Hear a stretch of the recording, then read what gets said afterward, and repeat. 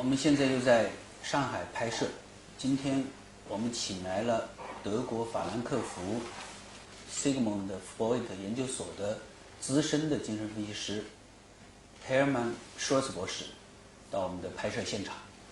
下面呢，我们就先请 Schwarz 博士做一下简短的自我介绍。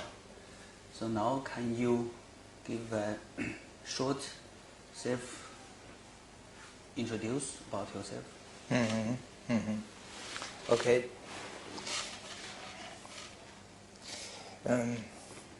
你们好。我很抱歉，我的汉语很差。So I have to speak English. I'm a psychoanalyst from Germany, psychotherapist, psychiatrist was my training. And now I'm working in China since 2005. I'm one of the teachers in Zhongdeban in Shanghai. I also was a teacher in German-Norwegian, in Chinese-Norwegian course, and German-Chinese course in Beijing, Xi'an, Wuhan, Qingdao. So I have quite a lot of experience in teaching psychoanalysis, being a teacher of psychoanalysis. And can you also tell us some your experience in Germany? In Germany, yeah. In Germany, well, I studied medicine. I became a psychiatrist. I worked in a psychiatric university hospital in Frankfurt. I was deputy director of the psychosomatic and psychotherapeutic department in Frankfurt University Hospital. Later, I worked for many years in a private practice as a psychoanalyst. And the last 20 years of my professional life, I was the chief doctor in a psychosomatic hospital with some 160 patients. In close collaboration with the medical doctors. So this was a very interesting time for me. Since 2003, I retired, and since that time I studied Chinese, Chinese language and culture, which interested me since I was a schoolboy. And now I had this opportunity, I had the chance to be a teacher in psychoanalysis, and to combine those two streams of my interest, be a psychoanalyst on one side and be in close connection with Chinese culture on the other side. So how do you think about the psychoanalysis can help Chinese people, especially Chinese parents and child, normal people and patient? Yeah. This is a very important question. Introduce psychoanalysis into China. I think the most important point is not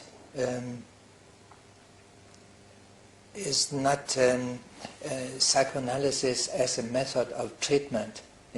Psychoanalysis proper means a very dense kind of treatment. The patients come 3 times or 4 times per week. They are lying on a couch. The typical psychoanalytic setting. I think over many years. I think for most people this is not possible. If they have to work. Also for financial reasons. I think the most important point in introducing psychoanalysis to China is psychodynamic understanding. This means, for instance, in psychiatry, not just diagnosing patients, not just feeding them with medicaments, but see patients as persons, as individual persons with their life history. Their illness is an expression of a crisis into which they got in the course of their life. So we have to talk to them, we have to understand their life situation, their development, and before this background you can better understand their illness. This is psychodynamic understanding. I think this is the most important part. Yeah? Psychodynamic understanding in psychiatry, yeah? And specifically psychodynamic psychotherapy. Yeah? Psychoanalysis proper is also important, yeah? But more for self-experience, yeah? For the training of professionals. Yeah? And what you just said let me remember a sentence from a German expert. He said, we don't treat the disease, but treat the man. Yeah, that's people. right. That's right. Yeah. This is my conviction also. Yeah, I also think so. Don't treat illness, yeah, but treat patients. Help them to overcome their illness, to understand why they got ill, what their illness, what's the meaning of this illness. Yeah. So this point of view of understanding the meaning of a situation, even in a crisis, this is very important. Another important aspect you asked me for parents and children. Yeah. Yes, in psychoanalysis the developmental point of view is so important. Yeah. Yeah, human development, yeah, mental, psychic development. Yeah, how do children grow up to become adult persons? Yeah, yeah, the stages and steps of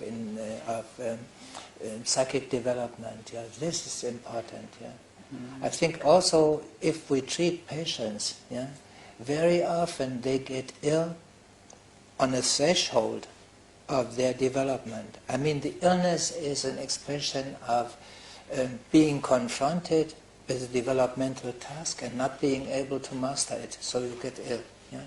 So the therapist has to help the patient to deal with this developmental task, yeah, in order to grow up, yeah, become an adult person, become more mature, yeah, and not take flight into illness.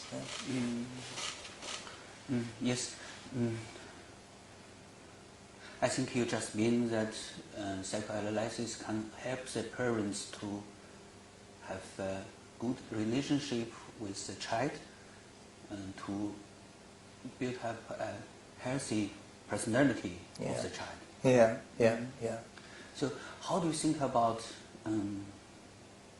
with which method or way we can tell the people about the psychoanalytical attitude?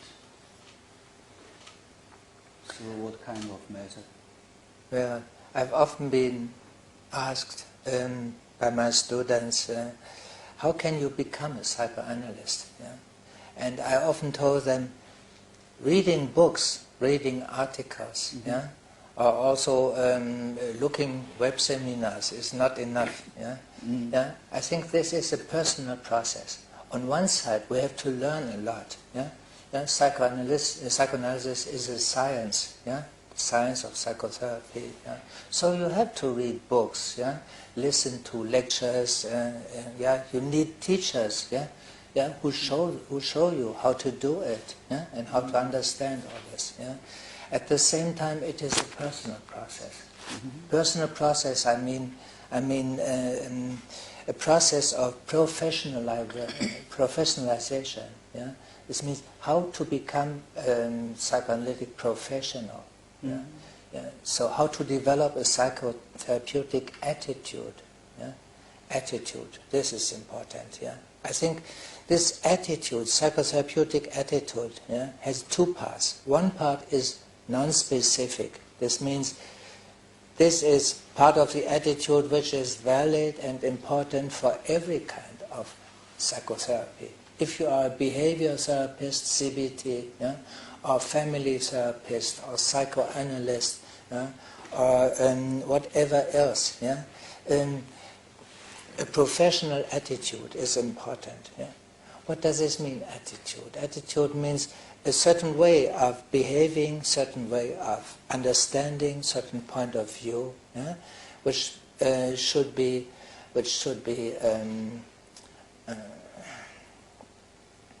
on one side dependable. Yeah? If you treat a patient, yeah, you must behave so the patient can develop trust in you. Yeah? So you need a professional attitude. Yeah? You must be honest. You must be trustable, truthful. Yeah, these elementary principles are so important. Yeah, yeah. You must respect the patient as an individual, as a person. Yeah, respect the patient's rights. Yeah. You must give the patient a feeling of security in the treatment situation, yeah? A feeling, a background of safety, yeah? Or else the patient will not open up, yeah? To entrust you his real problems. Yeah? So the most important point is psychodynamic understanding. Psychodynamic, I mean psychoanalytic understanding, yeah? Respects the patient as a person. Yeah? The patient should feel, yeah? He is respected as a person, he is seen and understood, yeah? In his problems. Yeah? So to this psychotherapeutic attitude also belongs empathy, what we call empathy. Empathy is the ability to feel into another person. Yeah? I mean, to take the other person's point of view, yeah? Understand the person from inside and not just observing from outside. Yeah? So, yeah, we need a we need a clear setting. Setting, this means the treatment situation. Yeah, yeah. So this, I mean, part of this is a clear role distribution. Yeah, yeah. I'm the therapist. Yeah, the other person is the patient. Yeah, this is about therapy. Therapy means I have to do with a sick patient, yeah, who is suffering from his problems, not able to deal with his problem by himself, so he needs help. I need to respect this. Yeah. This is a certain role distribution, role relationship, yeah, which needs to be respected and protected. Yeah. Setting also means I should close my mobile phone, for instance. Yeah. There should be no disturbance. This should be a protected space. Yeah? I have to care for it. This is my responsibility. So, responsible attitude. You have lived and worked in China for many years. I think you have already heard or read a lot of material about Chinese education. I want to ask what kind of impression you have about Chinese education. Do you have some suggestion? Well, I'm not an expert in this field. Yeah? I just can build on what I heard from hearsay. Yeah? Chinese education, perhaps, maybe it's very different. Yeah? There are some teachers who are very strict. Yeah? This strictness, yeah, the children have to behave, yeah, to fulfill their duties. Yeah? There's a high achievement pressure. Yeah? Sometimes when in the morning when I use the subway train, yeah, I see the students, yeah, young people, yeah, so tired, yeah, yeah, so tired. They all are overtired, yeah, yeah. So I think yeah, the pressure is very high, yeah. From kindergarten on, yeah, they get their scores, yeah. So, yeah, this achievement pressure is very high. Yes. Yeah? Yeah, I think this is, on one side, it's a problem. On the other side, I think it's also an advantage, yeah, because the Chinese are really able to learn. Yeah, I think in the long run, yeah, they will be better than the children in Western countries. Yeah, because self-discipline, to learn discipline, yeah, to learn to adapt to a task, yeah, is important in human development, isn't it? Yeah? But on the other side, I think children also need to have some space to play, to develop their fantasy, yeah, to develop their emotional relationships. Yeah, not only learn and not only fulfill duties and live under pressure. Yeah, so this area of playing, yeah, playing is not lazy. Yeah? Playing is also important to develop the capacity for fantasy, imagination, yeah? Yeah? Original thinking. Yeah? This sometimes, my impression, yeah, may be underdeveloped, yeah, in China, in Chinese education. Yeah? So can you give a psychodynamic interpretation about why our children under such strong achievement pressure from psychoanalytic point of view? Well, there are many aspects. Yeah, there are many aspects, and yeah, you can see this from many points of view. One point of view is, especially since the introduction of one-child policy, yeah, yeah, there are many expectations put into this one child. Yeah, yeah. The parents, yeah, or grandparents, yeah, part of them have experienced those years of Cultural Revolution between 66 and 76. Yeah, during this time, yeah, they didn't have the chance to have a good education themselves. Yeah. So now they expect their children to fulfill their expectancies, their yeah, what they did not, could not fulfill. Yeah, the children should do it. Yeah, also should raise the social level of the family. So everything is put into these children. Yeah, the children feel this high burden. Yeah, the expectation of their parents and grandparents. Yeah. So much has been put into them. Now they are obliged to pay back. Yeah? Yeah. I know you know Chinese traditional culture very well.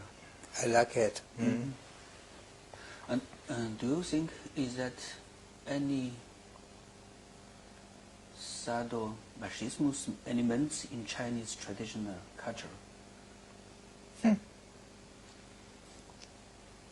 What a question. Yeah.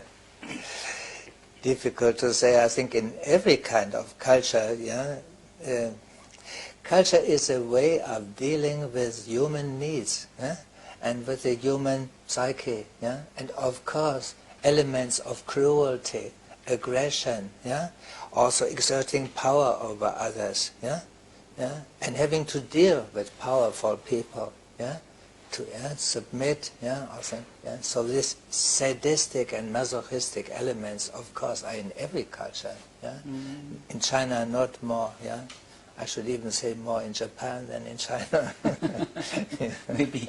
Yeah, maybe, yeah. But these elements of cruelty, yeah, are important, yeah. Yeah. I think the higher the pressure is upon the children, yeah, the more the children will develop this covert aggression, yeah, not open aggression, but insidious or secret aggression against others who are weaker, yeah. So the aggression they feel, yeah, from others, yeah, they give. Yeah, they exert towards weaker persons. Yeah. But I think in general the Chinese culture is not an aggressive culture. Yeah, really not. And yeah, these elements are important everywhere. Yeah, we are all human beings. Of course, we also have this cruel side or aggressive side. Also belongs to us, and we have to learn to deal with it. Yeah. You mean in unconscious level, Chinese traditional culture is also not an aggressive culture? No, I think not. No. I think not. Not especially. I think this is not the main point in Chinese culture. Yeah. I have the feeling that the distance between Chinese people is really very near, Yeah. than Western people. So there are more control elements between us. I have the impression. I don't know I'm right or not. Yeah, this is very interesting. Yeah. I also noticed there's a difference between Chinese culture nowadays, yeah, and Western culture in general. Yeah, yeah. There's much. Yeah, the relationships are closer. Yeah, than in the West. Yeah, closer within the family circle. Within the family circle, sometimes my impression is the boundaries, yeah, are not very clear. Yeah, so the private sphere, yeah, yeah, often is not very developed. Yeah, I mean this awareness of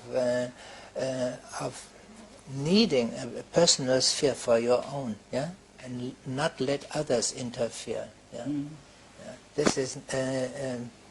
This is very open, yeah, very transparent, yeah, within Chinese families. On the other side, the boundary, yeah, towards outsiders who do not belong to the family is very clear. Yeah.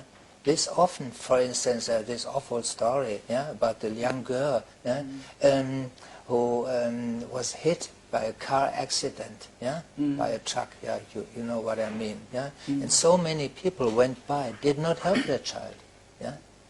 This is awful, yeah. I cannot, I think in the West this would not happen, yeah, because also towards others you feel this is a poor child, of course, needs to be helped, yeah.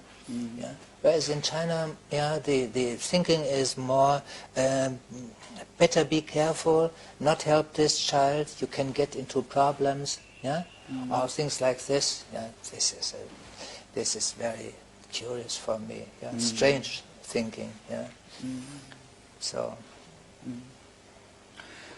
Some years ago, I heard from a German psychoanalyst. He believes that maybe psychoanalysis is not suitable for China. He don't believe that Chinese students or Chinese professionals can study psychoanalysis. What's your experience and ideas about this? Because you work for a very long time together with your psychoanalytic students. What kind of impression you have about them, from them? And are they suitable for psychodynamic thinking on the study? Very interesting question. Yeah, indeed. I must say, the longer I live in China and teach in China, yeah, and have my students, yeah, the more I'm convinced psychoanalysis can be very meaningful, very valuable, yeah, in China. But in general, not psychoanalysis proper. I mean the classical method, yeah, 4 times a week, yeah, for several years, yeah, so very concentrated, very intense self-experience, self-exploration, self-confrontation, yeah. This can be valuable, but more for training purposes, yeah.